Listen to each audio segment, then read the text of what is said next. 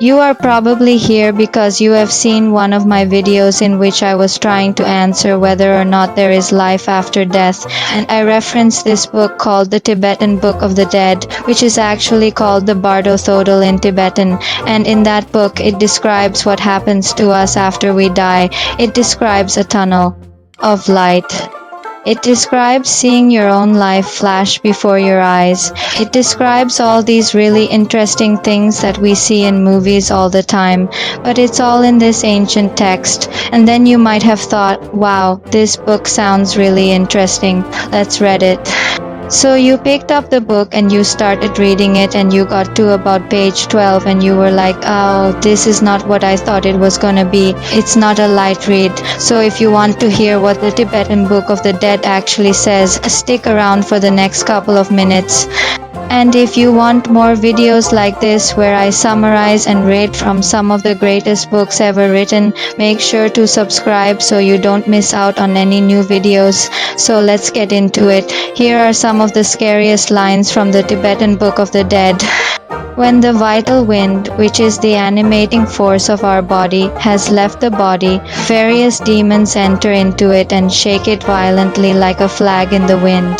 Then the body is dragged forth by the attendants of Yama, the god of death, and thrown into a loathsome mass of evil spirits. Oh my, that's not good.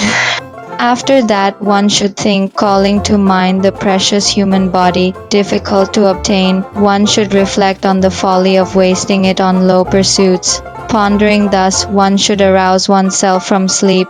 Now this must be done while you are still alive. You can't do it after you've died, obviously. One should practice the path of liberation with diligence, realizing that the basis for cyclic existence and the path to liberation are just two different ways of looking at the same thing. Do not seek refuge in anyone other than yourself. There is no one else to rely on. Do not depend on anyone else for your salvation.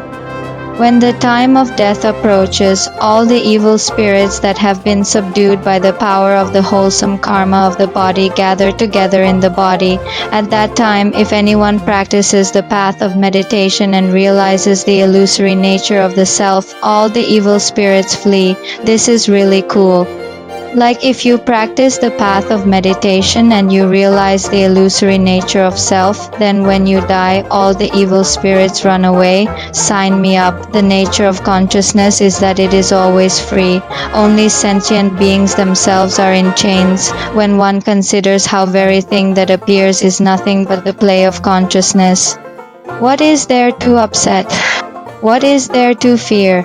Thus, if one practices the view of emptiness, if one really understands this, then you won't be afraid of dying.